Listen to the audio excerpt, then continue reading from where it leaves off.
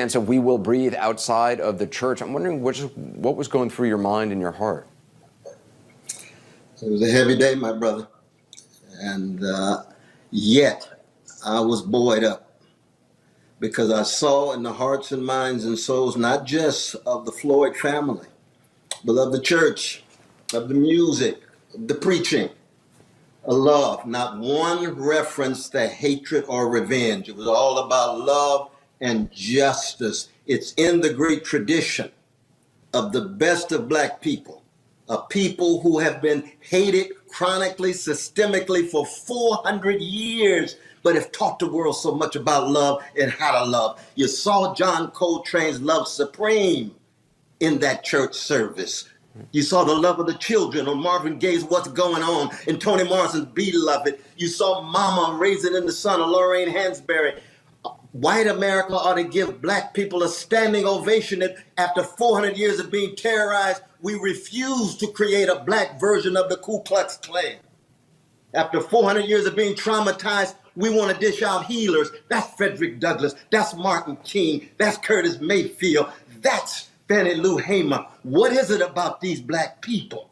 So thoroughly subjugated, but want freedom for everybody. That's a grand gift to the world, right in the bowels at the center of an American empire that is enslaved, Jim Crow, Jane Crow, lynched them, still dishing out these love warriors. That's what I saw in the Floyd family, and I was buoyed up. It reminded me of the West family, reminded me of Irene and Cliff and Cynthia and Cheryl. That's where we come from, Shiloh Baptist Church. You can put us down, but you're not going to put us down in such a way that we're going to hate you because you become the point of reference. No, we're going to put a smile on Larcenia's face. That's his mama.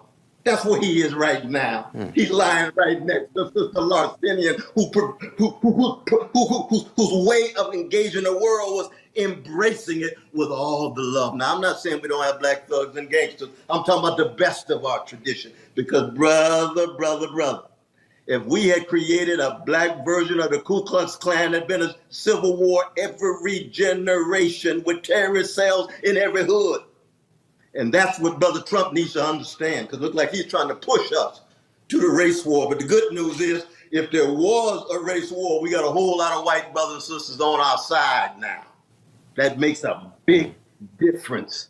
And we got black folk and red folk and indigenous peoples and Asians and so forth. This is a matter of integrity and honesty, a matter of justice and love. They kept it on the high ground. That was a beautiful thing. But I did break, though, brother. When I saw those brothers marching in, like the ushers in Shiloh Baptist Church, and pick up that coffin and go and walk out. My daughter was there. Couldn't take it, man. I've been at this for over 50 years. And yet, I got to bounce back. And I will bounce back, because we got a love that the world can't take away. The world, white supremacy may make being black a crime, but we refuse to get in the gutter. We're going to go down swinging like Ella Fitzgerald, Muhammad Ali, in the name of love and justice. We're doing it for Brother Wyatt. We're doing it for my daughter. We're doing it for the Asians. We're doing it for the whole world, because that's the only hope of the world. And that kind of love is always tragic, comic, and cruciform. You got to get ready to get crucified with that kind of love, and yet you keep dishing it on generation after generation after generation. The Floyd family lifted up that spiritual, moral banner in the midst of a moment in which we got all these lies and crimes, be it Pentagon, the Pentagon, or Wall Street, or White House, or even Congress itself. We know they don't represent the best of this country. It's just that the best of this country right now seems to be so powerless. But in the streets of our nation, we see this multi-racial, multi-cultural, multi-gender, different sexual orientations, different religions, Jewish brothers and sisters holding up Rabbi Abraham Joshua Heschel, the Catholics holding up Dorothy Day, the Protestants holding up William Coffin and Lydia Maria Child, and the agnostics and the others holding up the Norman Thomases and the Edward Zaids and others. That was my mixed wrestling with what I saw today, my brother. And I think we've got hope in the form of motion, but we got to get ready for the backlash. We got to get ready for the neo-fascist clampdown because it's coming. It is coming. Yeah. I've had that. I got to say, I never had the honor of taking one of your classes, but I feel like I'm a student of yours, and I learn lessons every time you speak. And I just think it's. No, we're in it together, brother. And the beautiful thing about tears, Socrates never cries, but Jeremiah does, and so does Jesus. We cry because we care.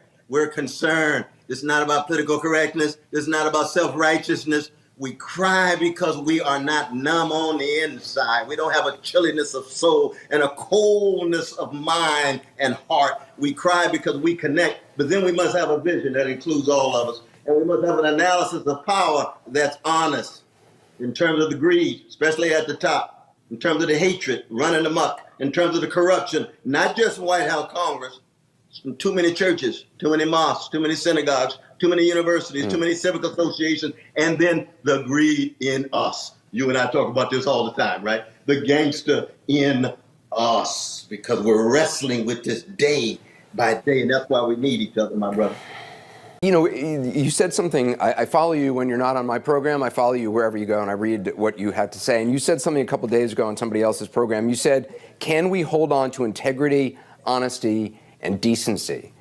And it seems to me, as you said, there's a lot of people who have remained silent, who have just been watching this. And as you said, there's going to be a backlash, and that's something to be prepared for. Because I think there's a lot of people just waiting on the sidelines, waiting to kind of start to chip away at this and cause doubt and divide people. But I think that's so important that at its core, this is about integrity and honesty and decency and fortitude and courage, which are two other things you've spoken a lot about. Absolutely, and especially the fortitude and courage. We must have the integrity, honesty, and decency, not purity. No one of us is pure pristine. We all have our spots and our wrinkles, as it were. But it's the courage and the fortitude. That's what's necessary, the backbone. We don't need lukewarm folk. We don't need summer soldiers. We need all season love warriors. That's the tradition that we saw represented in that church at the spiritual level.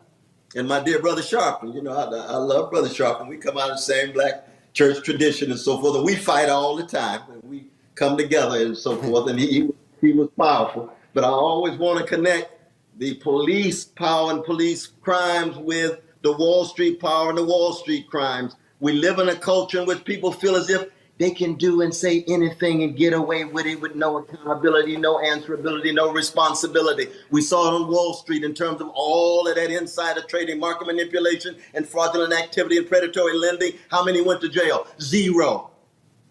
Trump, say anything, do anything, thinks he can get away with it.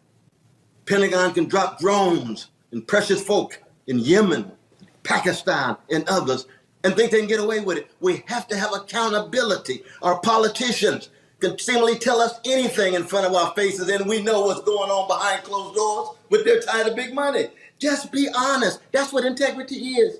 Malcolm X used to say, sincerity is my only credentials. That's why we love Malcolm. We didn't always agree with Malcolm, but he said what he meant, and he meant what he said. You see what I mean? That's what we need. We need that in our lives. We need that in our communities. We need that in our civilization. And we need that as a critique of the worst of the American empire, the worst of American white supremacy, the worst of American predatory capitalism, the worst of American patriarchy, and the worst of American homophobia and transphobia. Any ideology that loses sight of the humanity of folk. I don't care if they're Arab, Muslim, Palestinian, Jewish, or whatever. It's got to be all the way down. You know, the English word human comes from the Latin humando, which means burial.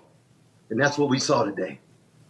We saw the humanity because they were ascribing significance to this precious person made in the image of God, whose body was now undergoing extinction and his soul ascending.